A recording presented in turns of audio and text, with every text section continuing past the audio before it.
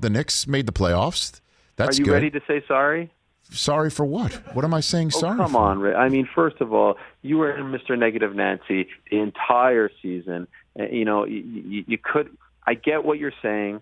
I get your feelings. What am I saying? What am I saying, Ariel? Say the words. Say the words. What am I saying? You don't like James Dolan. Right. You don't like the way the team has been run for the last 20 years. But as a New Yorker, in your heart, yes. I know you're Mr. Hollywood now. Right. How could you not be happy after the year that New York had, with everyone proclaiming that New York City was dead in the midst of the pandemic, to see those people cheering, was amazing. to see them led by Tom Thibodeau, New York's own, essentially. I know he's from Connecticut, but we'll claim him as a New Yorker. And to see this group of ragtag players who no one wanted, led by Julius Randle, who certainly no one wanted, do those things. Come on, there was a part of you that was a little bit. Absolutely. Seeing the garden filled and full throat and even chanting about how Jose Altuve sucks. Like that's old school New Yorker stuff, like chanting against a Houston Astro. You know what I mean? Like they were ready to roll.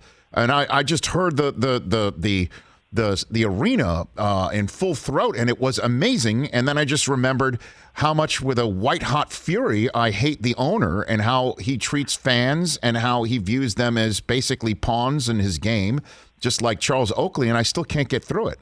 I can't. I just can't, and I could still be a New Yorker through and through and not have to root for the Knicks. I just won't use them as my identity as a New Yorker. In the same way, wait for it, Ariel. You ready? Here I'm going to come over the top. In the same way that your identity is not tied to ESPN in terms of who is. Seriously, you are who you are. You do your job the way you do your job. You have a fan base because people are attracted to your style and who you are, and you are your own fingerprint. You are your own personality and your own brand. ESPN gave you an immense platform, and you utilized it. And the fact that you are not with them anymore doesn't mean that they don't like you or think you're not as good as you used to be or anything like that. It's business.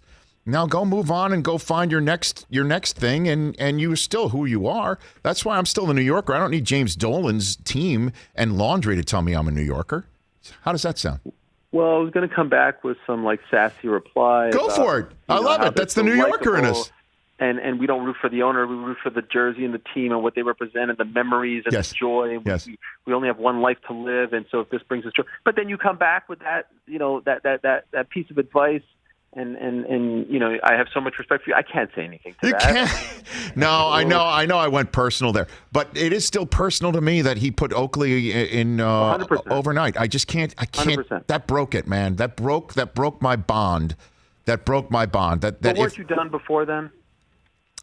I was close, but I was still rooting for the team, but it was still great to see them, and everything that they do and what they stand for in terms of a New Yorker's scrappiness, right? I totally buy into that. I get it.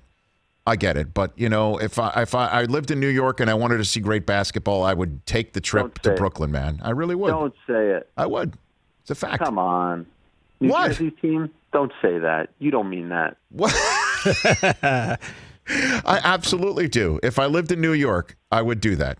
I would do that. You hear that organ, you hear that defense, you think back to the 90s. And by the way, I saw a lot of people, speaking of the Nets, like the day that Kyrie and KD, announced that they were going to Brooklyn, a lot of people said this is the darkest day in the history of the Knicks. Not even close to the darkest day. The darkest day was that night in February back in, I believe, 2017 when they dragged Oakley out of Madison Square Garden. That was the darkest day. Oakley and his number 34 should be in the rafters. Starks and his number 3 should be in the rafter. Mason and his 4, like what those teams meant, the 90s Knicks teams, to all of us, it's crazy that they don't honor them more. So I couldn't agree with you more. But now as a parent and as a father of 2 boys who are growing up loving sports, like I want them to have that feeling. And maybe you could say, oh, you're doing them a disservice. You should go make them Lakers fans or something like that. But no, that's my team, orange and blue, Patrick Ewing, 33, Van Gundy. And Dolan can never take that away from me. He could do whatever he wants to the fans. But from my couch at home, I will root for the Knicks because he doesn't represent the Knicks, in my opinion. Hey, you watched all the way to the end. Thanks for that. Watch more right here.